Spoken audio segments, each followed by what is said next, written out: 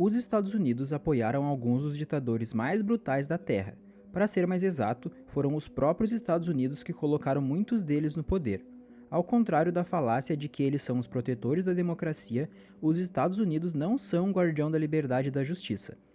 Os Estados Unidos emergiram da Segunda Guerra Mundial com o objetivo de manter sua hegemonia global e derrotar o comunismo.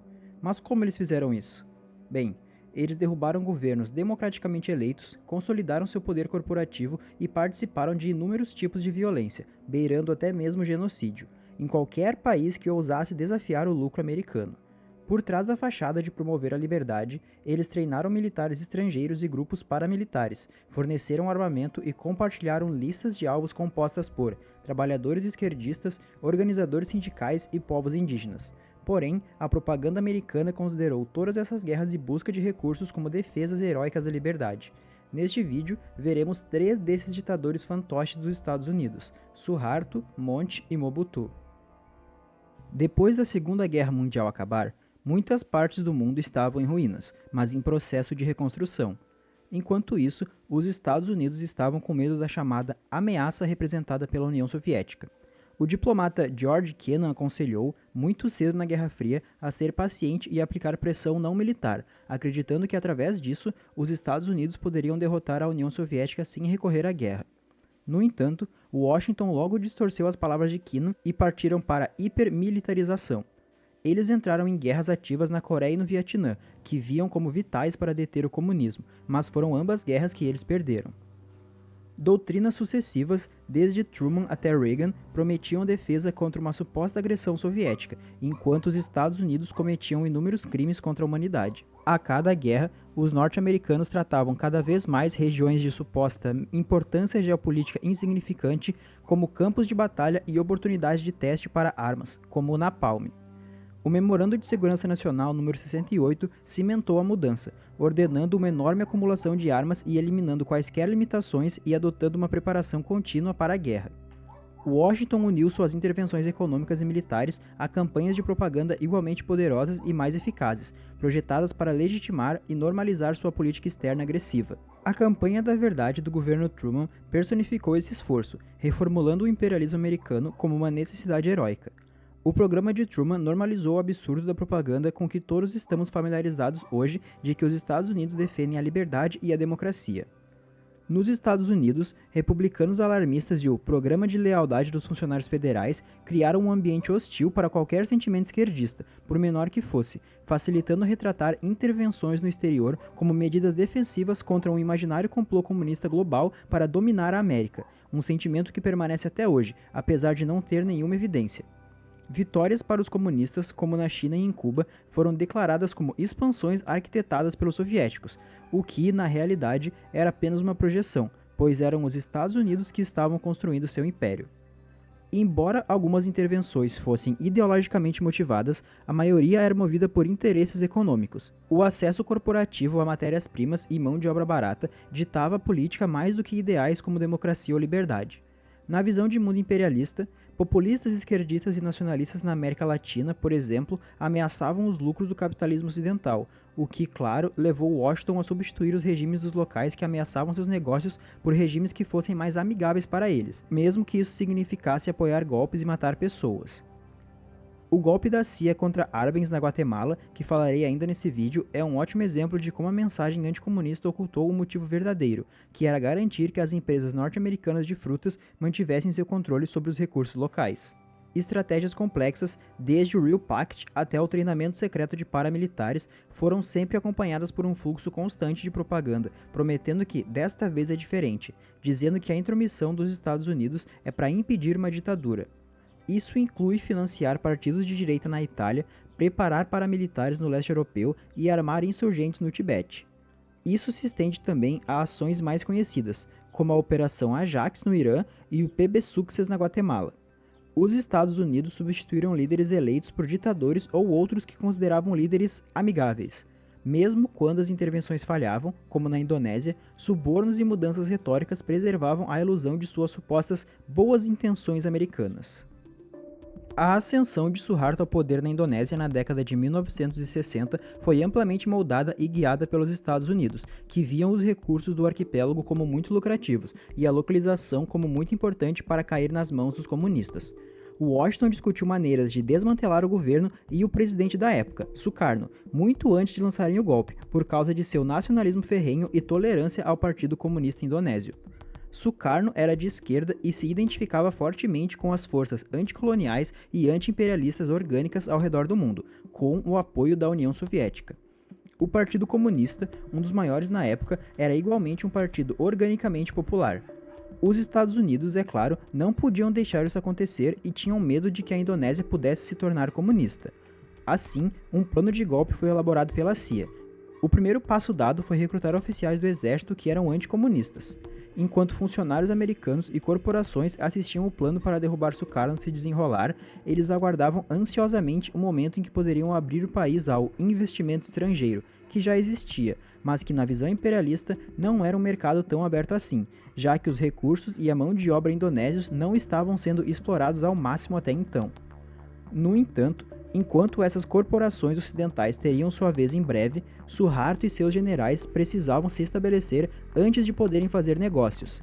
Assim, suas nomeações, na medida em que tais cargos tinham relevância em uma ditadura, foram amplamente direcionadas a oficiais militares de alta patente, lhes dando mais de metade dos cargos. Para controlar o país totalmente, ele garantiu que pelo menos 2/3 de sua administração regional também fossem oficiais militares. A partir dessas posições, eles entrincheiraram a corrupção e o nepotismo em todos os níveis do governo. Eles conseguiram criar não apenas uma riqueza imensa para si mesmo, mas um império empresarial em negócios entre eles que totalizou pelo menos 8 bilhões de dólares. Ao realizar o golpe, o exército queria acabar com o Partido Comunista Indonésio. A CIA e o Departamento de Estado forneceram aos militares indonésios 5.000 nomes de membros do partido, o que permitiu uma repressão rápida e direcionada, enquanto os diplomatas norte-americanos marcavam as vítimas como capturadas ou mortas. Robert McNamara, o secretário de Defesa dos Estados Unidos, elogiou o treinamento militar americano fornecido aos oficiais indonésios, ao garantir a prontidão do exército para eliminar o Partido Comunista Indonésio. Entre 1966 e 1974, os Estados Unidos forneceram mais de 200 milhões de dólares anuais em ajuda econômica e mais de 20 milhões de dólares em assistência militar. Os Estados Unidos obviamente se tornaram o principal fornecedor de armas da Indonésia e a força mais forte sustentando Suharto e seu controle sobre o poder. Mas eles não foram os únicos fornecedores. O Japão e outros aliados juntaram-se através do Grupo Intergovernamental sobre a Indonésia para fornecer 450 milhões de dólares adicionais a cada ano, garantindo que a orientação pró-ocidente do regime fosse financeiramente estável a longo prazo. Nos bastidores, unidades da inteligência americanas e britânicas coordenaram propaganda para retratar o Partido Comunista Indonésio como os verdadeiros conspiradores, para poder justificar a agressão que diplomatas ocidentais disseram que era essencial para uma mudança eficaz. Altos funcionários norte-americanos chamaram a destruição da esquerda de um raio de luz, que provou que a estratégia americana na Guerra Fria de conter o comunismo era um grande sucesso. Em 1967, uma conferência especial em Genebra, com a presença de executivos americanos, europeus e japoneses, dividiu a economia indonésia setor por setor, florestas, minerais e plantações, entre outras coisas, e as distribuiu para as numerosas empresas estrangeiras presentes. No entanto, foi a elite próxima a Suharto, especialmente oficiais militares de alto escalão, que mais se beneficiou com a indústria madeireira ilegal, especialmente onde também exploraram sua função territorial para extrair subornos e taxas de proteção. Isso é, além das mais de 70 empresas que esse grupo privilegiado controlava, que incluíam, entre outras coisas, plantações, pescas, bancos e outras empresas financeiras, construção, empresas de transportes e negócios com produtos farmacêuticos, madeira, metal e até turismo. Isso teria sido totalmente impensável sob o governo de Sukarno. Suharto queria armas dos Estados Unidos para explorar o medo norte-americano do avanço comunista no Sudeste Asiático, garantindo assim mais armas e ajuda. Apesar da derrota no Vietnã, os Estados Unidos continuaram vendo a Indonésia como exemplo de anticomunismo, estabilidade e mercado livre. Então, o massacre começou. O Congresso dos Estados Unidos emitiu algum tipo de condenação? Não, é claro que não. As agências de ajuda dos Estados Unidos se prontificaram a oferecer ajuda às vítimas? Não, também não. Confirmando que os direitos humanos ficaram em segundo plano em relação à extração de riqueza e recursos em larga escala, o que sempre foi o caso da política americana. Após o golpe e depois de lotar o governo com seus capangas, Suharto não perdeu tempo em cometer um dos maiores assassinatos em massa do século XX, matando cerca de 1 milhão de pessoas, principalmente camponeses pobres, membros do Partido Comunista Indonésio e chineses étnicos. Suharto usou os militares para matar comunistas em Java e Bali, ao mesmo tempo que auxiliava grupos de vigilantes civis que estavam participando. As vítimas sofreram brutalidade extrema: gargantas cortadas, cabeças decepadas, pessoas afogadas ou queimadas vivas pelas mãos ou direção do exército. No caso de paramilitares e milícias, o assassinato foi feito sob orientação militar. Relatórios da CIA confirmam que pilotos indonésios usaram aeronaves fornecidas pelos Estados Unidos para atacar alvos, bem como o contra-torpedeiro norte-americano para bombardear o território de Timor. Os chineses foram resumidos a estrangeiros ou comunistas e sofreram massacres, saques e deslocamento forçado. Estudiosos e historiadores agora consideram amplamente os assassinatos de 1965 e 66 como um caso de genocídio. Registros do exército indonésio, incluindo milhares de páginas de arquivos secretos, comprovam a responsabilidade direta dos militares pelos assassinatos, removendo qualquer dúvida de que esses assassinatos não foram espontâneos. Com o tempo, o reinado de terror do regime destruiu a cultura do país. Pessoas como professores, sindicalistas, figuras de todos os tipos foram expurgadas, o que levou a um clima de medo que pôs fim à possibilidade de resistência de qualquer tipo. A subsequente invasão de Timor-Leste em 1975 ampliou o escopo da campanha de aniquilação, com armas e treinamento dos Estados Unidos permitindo quedas de paraquedistas, ataques aéreos e bombardeios navais.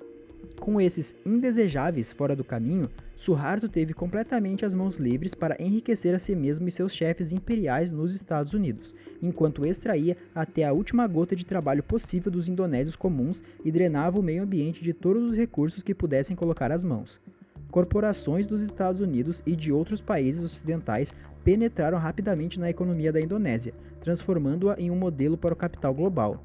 A primeira empresa a assinar um contrato com o regime em Jacarta foi a Freeport. Eles garantiram uma das minas de ouro e cobre mais ricas do mundo e, com o aval de Suharto, receberam privilégios extraordinários. Nenhuma salvaguarda ambiental, royalties mínimos e nenhuma necessidade de fornecer compensação por terras indígenas roubadas.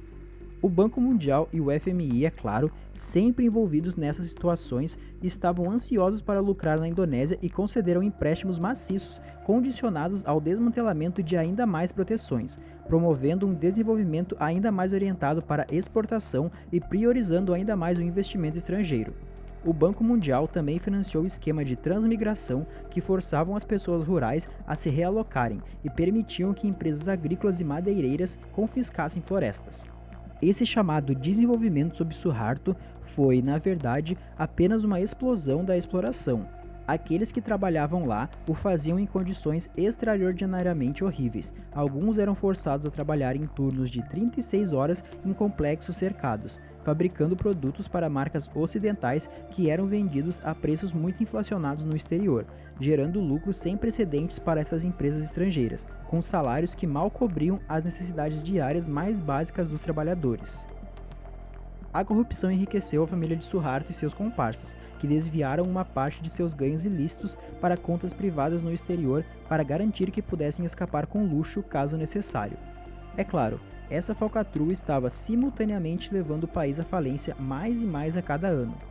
No final dos anos 90 e início dos anos 2000, a dívida externa total da Indonésia subiu para mais de 262 bilhões de dólares, o que os tornou quase completamente dependentes de credores internacionais, alguns dos quais já mencionamos.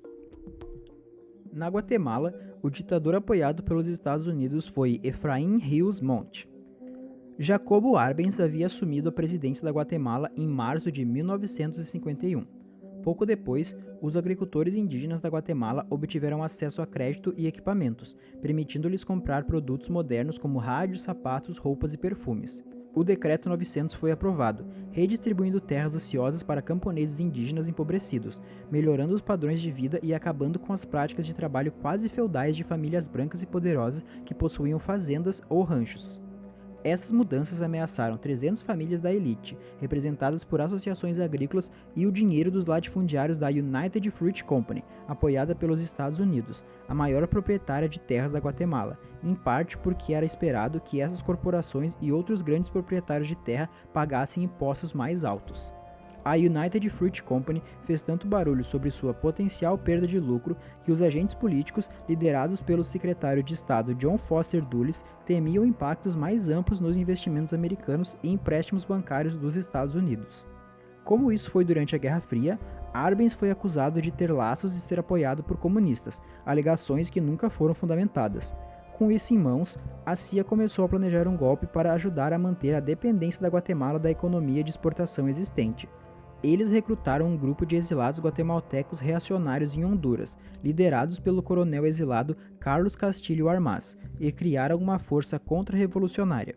Essas operações se estenderam a El Salvador, onde a CIA organizou e apoiou as forças de Castillo Armas. Exageros sobre o tamanho do exército contra-revolucionário alimentaram o pânico na cidade da Guatemala, levando os militares guatemaltecos a abandonarem Arbenz.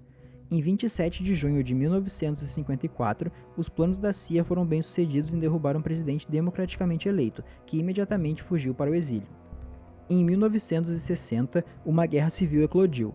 Décadas de governos militaristas e repressão se seguiram, protegendo os interesses das elites contra movimentos agrários, trabalhistas e políticos. Esse medo e violência constantes moldaram a trajetória política da Guatemala, enquanto as elites locais e agentes estrangeiros guardavam seus lucros e influência por meio de mais golpes e militarização contínua. A pessoa que nos interessa, no entanto, só assume o poder na década de 1980, o que deve dar uma pista de quão desestabilizadora foi a derrubada de Arbenz. Durante a Guerra Civil, as populações indígenas maias, especialmente as que viviam nas terras altas, sofreram brutalmente com as campanhas de contra-insurgência dos militares. Estes eram os segmentos mais pobres da população, sistematicamente empobrecidos por séculos e, em muitos casos, mesmo isolados do governo central em relação às novas leis que entravam em vigor, como o efêmero Decreto 900. Independentemente disso, o general Efraim Rios Montt, um dos muitos ditadores e lacaios ocidentais a governar a Guatemala para interesses americanos, lançou políticas brutais de terra arrasada no início dos anos 1980, com medo de insurgências. Isso deixou pelo menos 626 aldeias atacadas por tropas guatemaltecas, 440 aldeias completamente destruídas, plantações e casas queimadas e gado morto em um esforço para matar de fome e deslocar a população. Cerca de 200 mil pessoas foram mortas ou desapareceram, 83% das quais eram maias indígenas, um ato que posteriormente foi reconhecido como genocídio por comissões da verdade. Oficiais militares admitiram que civis eram rotineiramente mortos como uma necessidade, já que a maioria das comunidades indígenas era considerada apoiadora ou combatente da guerrilha, o mesmo raciocínio usado na Palestina pelo exército israelense. Após essas atrocidades, tropas de contra-insurgência treinada pelos Estados Unidos, muitas vezes com contribuição direta dos Estados Unidos, forçaram os sobreviventes a viver em aldeias sob controle do exército, onde os habitantes estavam sob vigilância constante, passavam fome e eram forçados a realizar trabalhos forçados. Meninos e homens eram forçados a torturar e matar vizinhos em muitas comunidades. Isso desencadeou uma corrida armamentista para a autodefesa, mas isso só intensificou o crime e o assassinato. Violência, fome e doenças atrofiaram o crescimento infantil em todos os níveis de renda, o que significa que estava afetando mesmo os mais ricos nessas comunidades. Apesar das crescentes evidências de atrocidades, sucessivos governos dos Estados Unidos estiveram envolvidos por muito tempo. Até Jimmy Carter continuou com os embarques oficiais e não oficiais de suprimentos, mesmo após relatos de abusos.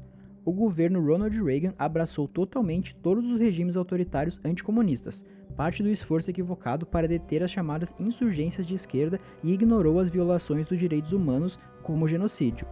Documentos que se tornaram públicos confirmam que, enquanto Reagan publicamente elogiava Rios Montt como totalmente dedicado à democracia, funcionários norte-americanos sabiam em particular sobre todos os horrores mencionados, e, apesar desse conhecimento, os Estados Unidos forneceram treinamento, financiamento e armamento, ajudando o exército da Guatemala a realizar massacres em massa, enquanto alegavam que relatórios de direitos humanos eram propaganda comunista.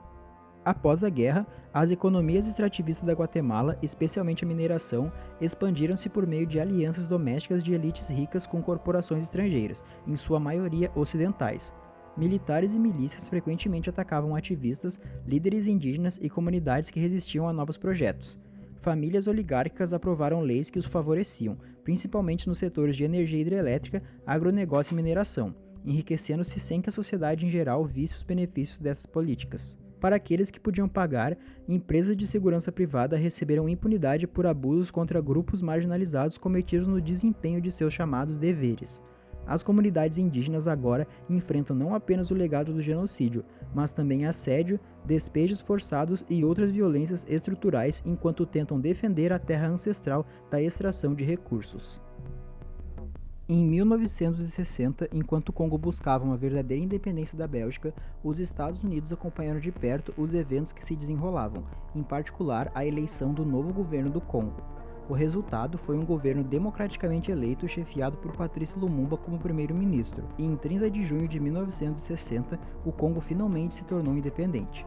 No entanto, tropas belgas permaneceram no país, o que é obviamente inaceitável, especialmente para uma nação recém-independente, e ainda mais quando essas tropas são as dos antigos senhores coloniais. Lumumba implorou aos Estados Unidos por ajuda, mas eles recusaram, preferindo uma missão de paz da ONU em vez de um envolvimento direto, enquanto permitiam que as tropas belgas permanecessem. Infelizmente para todos os envolvidos, as forças de paz da ONU falharam em sua missão de remover soldados belgas e reintegrar o estado separatista de Katanga, que também proclamou sua independência em julho de 1960. Sem outra opção, e apesar do risco geopolítico, Lumumba recorreu à União Soviética por ajuda, o que imediatamente levou os Estados Unidos a iniciarem o golpe. A CIA lançou sua maior operação secreta na época, custando um estimado de 120 a 200 milhões de dólares em cálculos de 2024, com o objetivo explícito de instalar um governo fantoche pró-Ocidente. Agentes da CIA financiaram propaganda anti-Lumumba, manifestações de rua e subornaram políticos de oposição, permitindo que um chefe de exército chamado Mobutu Sese Seko assumisse o poder dissolvendo o parlamento e submetendo a Constituição em setembro de 1960. O chefe da estação da CIA organizou o eventual assassinato de Lumumba, o que permitiu que Mobutu solidificasse sua posição e desencorajasse uma organização política estável e ampla contra ele. Os Estados Unidos aclamaram a intervenção ilegal como um sucesso, porque ignoraram as consequências de longo prazo de apoiar um ditador violento por meio de suborno e força. Essa abordagem negou ao povo congolês a chance de estabelecer instituições legítimas de governo, livres da influência colonial, para criar novamente uma dependência dos Estados Unidos e seus aliados. Uma vez firme no poder, Mobutu começou a enriquecer-se quase imediatamente, desviando até 2% do orçamento do governo diretamente para seu escritório, sem supervisão e responsabilidade zero. Ele também extraía dinheiro de empresas diretamente, como por exemplo da mineradora congolesa Geka Mines. Ele tomou um quarto completo das receitas, forçando o Banco Central à inadimplência em meados da década de 1970 e reduzindo a receita de exportação crítica para o serviço da dívida crescente da nação. Estima-se que Mobutu roubou entre 6 e 10 bilhões de dólares durante seu regime. Em 1971, ele mudou o nome do país para República do Zaire. Durante os anos de Kissinger, os Estados Unidos apoiaram o regime de Mobutu, aprofundando os laços militares e econômicos e incentivando empresas privadas americanas a investir. Mobutu era muito adepto a garantir a ajuda dos Estados Unidos provocando crises, e não há exemplo melhor disso do que quando o Zaire enfrentou um colapso financeiro em 1975, e logo em seguida os Estados Unidos correram para sustentar seu estado fantoche, fornecendo 50 milhões de dólares em ajuda, quase 300 milhões de dólares de hoje, sem cobrar nada por isso, apesar do Tesouro Americano e outros agentes exigirem reformas apoiadas pelo FMI. O secretário de Estado Kissinger insistiu que considerações estratégicas se sobrepunham à racionalidade econômica. Essa decisão aumentou drasticamente a dívida do Zaire e a má gestão permaneceu sem controle. O resultado foi uma série de projetos mal concebidos, como a linha de energia Indchaba. Ela foi concedida principalmente a empresas americanas, como a Morrison Knudsen e a Fishback Moore, com tanto o Banco Mundial quanto o governo belga não tendo absolutamente nenhum interesse em financiar este ou outros projetos. Em um lapso de honestidade, eles explicaram que a decisão foi baseada mais em considerações políticas do que econômicas. Para completar, as garantias financeiras dos Estados Unidos na verdade dobraram os custos iniciais, o que criou muita energia excedente sem um mercado para onde enviá-la. Esses empreendimentos serviram aos interesses pessoais de Mobutu e aos bolsos dos contratantes estrangeiros, em vez de aliviar as dificuldades locais. Os agentes políticos dos Estados Unidos confiavam em Mobutu como um instrumento regional para conter uma expansão comunista imaginária e inexistente. Em 1997, após décadas do governo militar e ditaduras apoiadas pelos Estados Unidos, forças de Ruanda e Uganda derrubaram Mobutu com uma surpreendente facilidade, o que expôs Zaire como o estado frágil e oco que sempre foi, nunca alcançando legitimidade ou capacidade genuína. Durante esta ofensiva, aliados Tutsi de Ruanda realizaram um massacre contra refugiados Hutus que também equivale a mais um genocídio. Relatórios de direitos humanos identificaram tropas ruandesas como os principais perpetradores, e há fortes evidências de que havia pessoal dos Estados Unidos no local junto com essas unidades. Em 1998, Laurent Désiré Kabila expulsou as forças de Ruanda e Uganda, mas apenas dias depois, essas mesmas forças lançaram outra invasão que dividiu o país e causou uma guerra regional em grande escala. Zimbábue, Angola e outros interviram para proteger a soberania congolesa, o que só foi necessário devido à podridão institucional que o reinado de Mobutu permitiu. Esse é o ponto de origem para grande parte da desestabilização e ruína econômica que ainda existe hoje, devido aos senhores da guerra corruptos que surgiram e assumiram poder na região desde então, o que foi principalmente causado pelos europeus. A história deixa claro que qualquer democracia desmorona quando os interesses dos Estados Unidos estão em jogo. Em cada esquina, Washington optou pela guerra, seja por um conflito armado direto ou indireto, interferência legal ou derrubada total. Os agentes políticos americanos, totalmente cientes das consequências horríveis, financiaram ditaduras militares, orquestraram golpes e permitiram genocídios apenas para garantir matérias-primas, mão de obra barata e privilégios especiais para corporações ocidentais. Quer na Indonésia, Guatemala, Congo ou em qualquer outro lugar, a propaganda estadunidense encobriu esses horrores clamando por liberdade e segurança, disfarçando atrocidades a sangue frio como defesas nobres da democracia. Ações, no entanto, falam muito mais do que palavras.